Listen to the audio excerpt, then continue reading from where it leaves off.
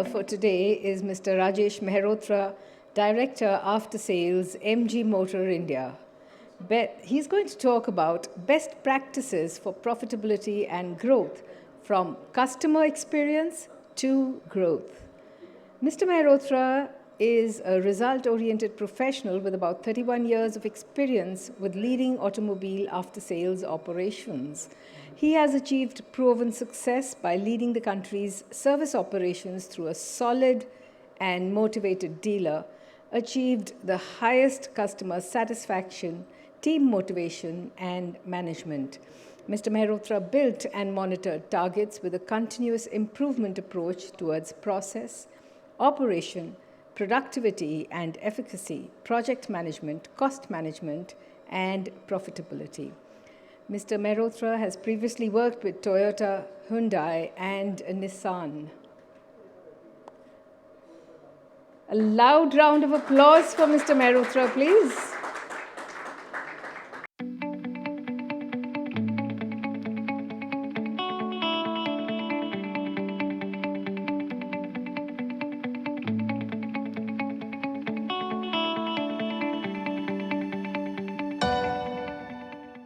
It's still afternoon. A very good afternoon, everyone. I'm personally very pleased to be a part of IVASS session, and thank you, IVASS team, for inviting me amongst such a stalwart gathering. Taking it forward, I think the last session has been talking about the growth and profitability. From my side, I will talk about as a nascent brand, just came into the market 4 years back, how we have developed the whole strategy towards the profitability and growth. Very important, picking it forward, is the mobility requirement of the consumer is changing and changing dramatically. It's not just a piece of 4 wheels and the machine, it's the mobility solution which customers look at today. And when we came into the market, the first thing which was striking, why as a new brand, a customer would be preferring towards us, and what should be the differentiating factor once we start the operation. A clear thing from the journey, if you see, the first car which we have launched in 2019 was the first internet car in the country. 2020, we came up with ZSEV, the electric premium car, doing very well in the market. And along with that, we had the Gloucester, followed by, for subsequent year, Astor, and then a facelift of Gloucester and Hector. So that's how the journey has been. And for a new brand, even this challenging time, continuous in making road for the newer brand, newer product, newer tech, and making the consumer aware of those kind of functionality has been definitely a challenging task, but we are up to it. What you can see here, that in terms of profitability, the thought process have been behind, that we give the share of market share to the dealers. We had 43 dealer partners with these many outlets, which you see, is starting from 69, 98 service point to where we are today, is all with 43 partners who have grown maximum to 55, 56. So they have been given a larger territory to operate, and that has been a basic principle to look at that how we can give them enough opportunity to maximize the revenue out of the given scenario when we are starting fresh. There is zero EIU on the road. The first car sold is the first car coming to the service. That was a scenario for us. So that's how many of us in the room who have started with the absolutely zero base can relate to it. Overall philosophy when we started as a new brand have been just that let us do something more than what customer expect. And that's where we as a team spend a lot of time to evaluate what is the customer expectation when you talk about the new brand, Morris Garage. Maybe our grandfather would be knowing this name, but we are coming back into the country after 65, where earlier it was imported car, and now you are coming as a brand to establish, to produce. So obviously you have to build in a lot of things, and the team has worked towards all the policies, all the processes, focusing on what is that extra we can do for the customer? What kind of apprehensions customer may have when they have to pick this car for purchase or for bringing it for the service? And that's where we worked on. The second pillar of our philosophy has been, you take care of the customer, that means the dealer take care of the customer, and we take care of the dealer profitability. So on these two pillars, the entire structure of service processes, service systems, dealer connect, customer connect have been made. Now, the result of all those pillars, there are a lot of actions behind, but in short time, I would be touching very few. But the result of that is the testimonial of how the JD Power in the inception year rate you #1 in the country 2 times in consecutive way, not only for customer service, but sales satisfaction also. So that is a testimonial of the work done behind. And I'm happy and proud to say that we are still, I would say the success is there, but it's not in the mind. We are still looking at how we can not only sustain it, but further build on what we achieved so far. The few pointers, it sounds very easy to say there is an internet connected car. But one of the things which we started working on, that how we can communicate with the customer in the car. And the feature at that point of time which was launched was e-call and i-call. So what's e-call? E-call is an emergency call. Hopefully, none of the customer or anyone in the country have to face that situation. But it's a saying कि अच्छे time में तो आप सब साथ में होते हो, जब दुख होता है, दर्द होता है, परेशानी होती है, तो क्या आप हमारे साथ हो? So e-call is for those situations which is abnormal, not in our hands, and sometimes unforeseen situation happen. The car meet with a collision, the airbag opens up, and there's a distress situation. So what it does, it's communicate with the car on the head unit to see the well-being of the people, the occupants. If you are unable to reach it, the accident reason has been high, then you are reaching to the emergency contact number.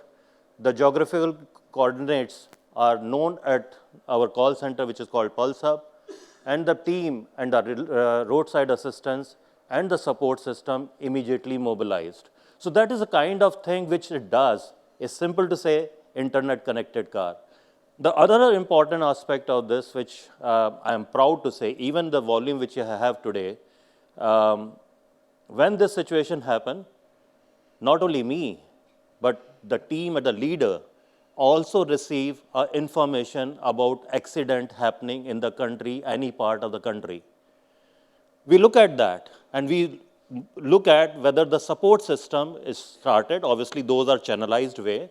But the biggest aspect of it is the dealer service manager, the general manager service also receives it, and we expect and we monitor with our field team that has somebody visited the hospital? The scenario could be different, but that is a time you built up a relation, and the same customer will talk about multiple customers, that this is the differentiating factor from where I was and where I am today with this brand. So that's how you built up the stories to talk about on the relationship building in the distress situation, which again I am saying, I hope it doesn't happen to any one of us. The second one was i-call. It's more like concierge service in a way, where the customer can press the button, reach out to the Pulse Hub, inquire about how this operation happened, and so on and so forth. All of us know when the new car sale happened, there is a scarcity of the time, the moment, the emotions are running in a different level. Maybe you're not able to cover all the features which you're trying to cover in that particular part, and the customer do not know how to use it. It's as simple as that. To the things like, if you just want to ask, where is the nearest petrol station? Where's the nearest restaurant? Maybe they have Google and everything support, but it's still this feature to give them that kind of comfort to build around where there's a kind of reciprocal to and fro communication using the head unit. So that's how this is one of the feature, and we used it for the emotional customer connect that builds up the stories behind your relationship and thereby the business. MG Shield, the other aspect when you said, when I started talking about it, why do anybody buy a car which is a new brand in the country, and why do they come for the service? What kind of apprehension they may have? The shield is like we start thinking on, let's create a kind of kavach, which gives assurance to the customer that in case there is a situation, in case there is a slightest of the doubt of the services and support, what kind of apprehension they may carry and how do we mitigate about it.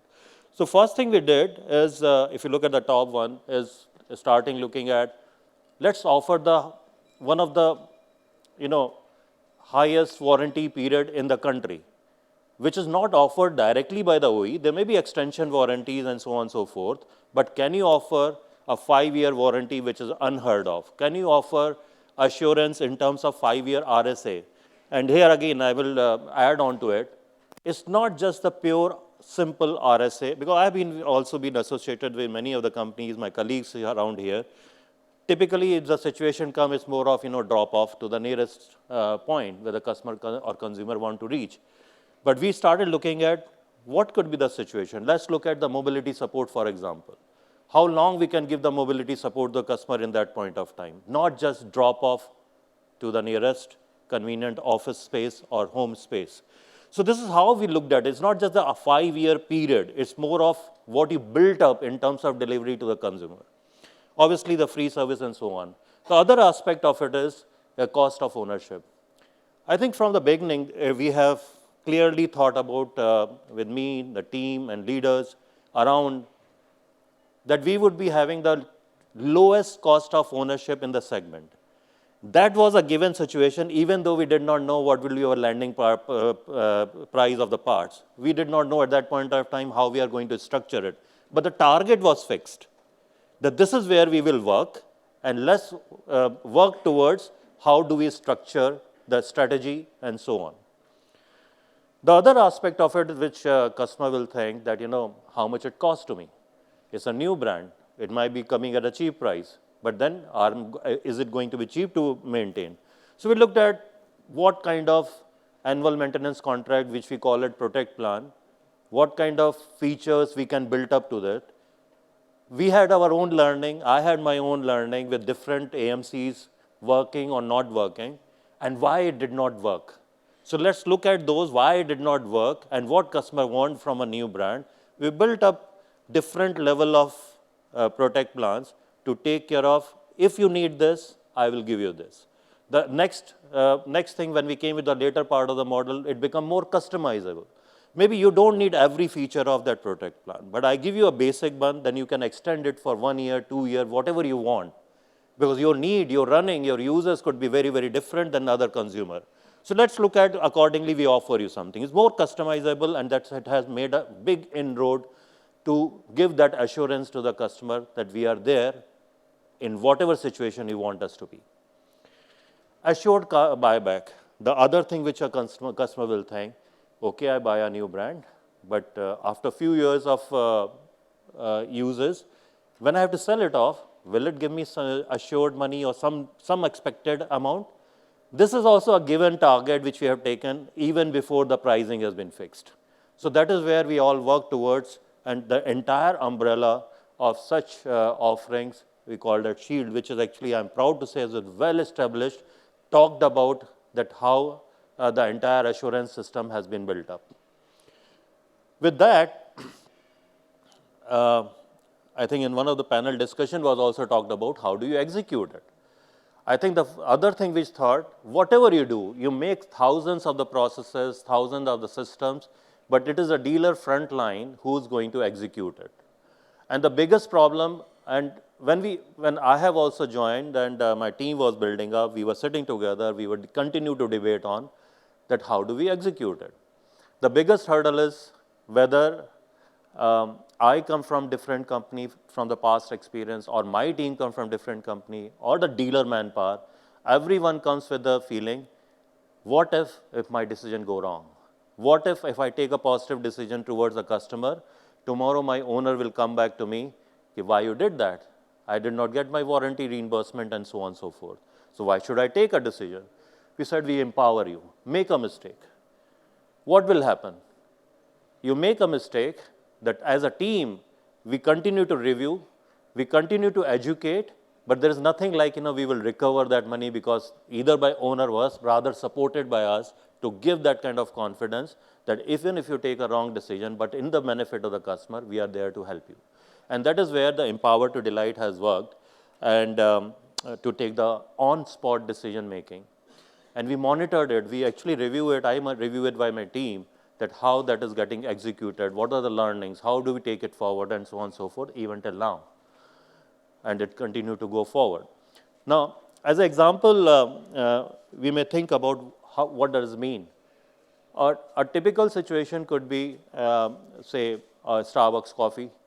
You go there and you just say this coffee is not as hot you wanted. So no question asked. The frontline learner does not look at कि मैं गरम करके दे देता हूँ, या फिर I do something conventional way. He is empowered to take a decision to give you another piece which is as per your liking, as per the temperature you like to have. The similar experience I would talk about, and we use those case study to build up that kind of strategy, that how do we make dealer person know what we are thinking, how we can align. Because dealer manpower continue to come, there will be certain amount of people leaving. How do we continue to embed, even with the newer manpower coming in, with the expansion keep happening with a brand which is growing? So how do we do that? So that's how we looked at. Another example of that is, my colleague Kalpit is here, and when the office was around ambience, he used to stay in Leela most of the time. There's a convenience. You just walk over to the office. The first thing we started noticing is, I started personally noticing that, I sleep on the left side of the bed. One visit, second visit, third visit, the mat on the floor started towards left side, the sleepers towards left side. If I'm traveling alone, the other side is nothing is there. So they started noticing about my preferences, and that's what we started talking to our dealer manpower. Let's look at how do we look at customizing the deliveries to the customers by liking, disliking, and you are authorized to take a decision. That's how the entire ecosystem has been developed. So just to give a complete, I think this is well-known fact, that if you delight a customer, you are able to have better retention, you have a better engaged employee, empowered employee, and that's what it leads towards profitability and growth. There's no rocket science. There's actually people have on the dais, the speakers also been talking about, but what I am referring here, how did we execute it to reach to that kind of state where we are. Now, very quick points in terms of something we executed. Some of it you might feel कि ये तो हम भी करते थे और करते हैं, but I will just tell you what have been different, even though it is similar or same as what many of the OEs would have been doing in their dealer places. The first thing here is little different, is quick service point. When you start a brand, you always look at, how much is the optimum network, because you don't have any cars sold, no car for the service. So what would be the optimum number? So we started looking at, let's cover the geography, and we also started looking at, can we minimize the dealer investment, make a small setup, let it be a physical setup in some of the B, C, and D cities, where the customer get a confidence कि अगर एक गाड़ी खरीद रहा हूँ मैं शहर से, दिल्ली से, if I am going towards Meerut or somewhere or maybe Dehradun, I still have some service support there. Now that confidence cannot come with mobile service van in that point of time. And maybe I have also got that implemented in my past experience. But we do it after 8, 10 odd years when the UIO get established, you start looking at pockets to be filled up wherever it is. But here it was more of confidence building with a mini structure, mini investment, but the confidence, if something goes wrong, somebody is there. And that if you are physically not there, the confidence doesn't come in. So that's what we worked on with a minimum investment and better return of investment on those facilities. Expressway, two-tech bay, all of us in the industry have seen. But as I said, we try to do it after we start reaching to an optimum or exceeding capacities and so on and so forth. We started working towards in early stages. Actually, we have just expanded to almost all the top cities and the second level of cities, we have the expansion in process. The idea here is do something in advance so that we know what is the expansion required. So we don't ask the dealer to expand their facilities or network unnecessarily. How much we can juice it out from this now. So the practice, if they start, and workshop is a very given situation. If a technician or the team run the right practices, it gets established fast. If they learn the wrong practice, very difficult to change the mind. And that's what we started working on, mind to establish it early. Service on wheel, again, the same thing. I think all of us in our experience, Vishal spoke about that there's a beautiful concept he has. But what we started looking at, even if we are making a mini setup, still there are big pockets could be where you do not look at having a mini setup. And you start looking at, we have a potential in certain markets. We already built up maybe 5, 10, 15, 20 cars over there. Let's just start looking at this particular thing well in advance, and start looking at a constructive way of, calendarized way that the customer knows that every Tuesday this is going to be, the vehicle is going to be there. Wednesday is going to be another town, and so on and so forth. So that's all. So we started doing the pilot. We had our own learning in the past in various stages, whether it was my earlier company or past companies. But we always know that, what has made it success or failure. So let's look at, even though we knew that how it works, we still looked at, let's do a pilot to understand how the consumer reacts to it, towards it. I'm finishing. The other part of it is how you can take care of another aspect of the dealer mind.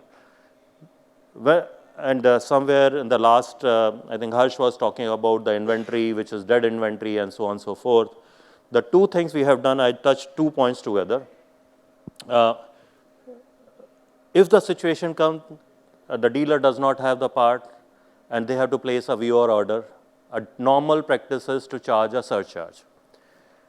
And if you start looking at backward, why dealer do not make a VOR when the car is standing? The thinking is, my profit will reduce because the extra surcharge which will pay is go off from my margin. So we started looking at that mind, what can make dealer think other way, even if we have trained, we have educated, everything is done possible in the world. That a DP feels that let's better scrap it instead of giving it back. But you make more money in scrapping rather than sending it back. We started talking about, let's give no loss to the dealer when we take up structured parts buyback. And we do it structurally every 6 months. And I'm proud to say we do that with a clear mandate that this is how we'll proceed going forward. Obviously, you keep refining it with your learnings as you move. And one of the biggest part, I would say, in general, when we say that the dealers are making money or not making money, we came out with the MG Grow from the day zero when we started operations. What it does, there is a team, you can say analyst, and who look at dealer cost elements, each cost element, total cost element, revenue streams, from where the money is coming, what kind of profit or losses are happening, and then either it is a cross-learning, whether education to other with the best practices, or looking at a structure to be corrected. These are the area. In a logical way, you can make the money, but the bottom line is unnecessary, don't juice out the customer. If there is a need, do that, but then the team communicate with the dealer that where are the opportunities, where they're missing it, where there's a logical way, not looking at unnecessarily pushing certain amount of accessories or value added. So these kind of steps which we have taken, and obviously towards end all this journey with the innovation and so on, looking towards how we make our dealer profitable with the pillar as I talked about, you take care of the customer, we take care of you. And with that I will close with the brand slogan, which if you come to our office, you find that on the walls everywhere, talk about it, that how as a dealer partner and us can provide, can enable exciting experience every time. Not one time, but every time, but as we take care of the customer, not just one time, but every time.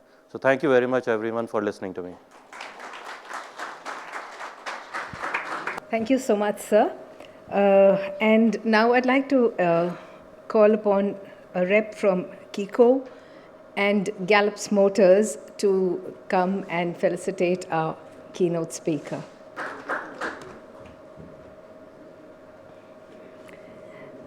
Mr. Rajesh Mehrotra, our keynote speaker.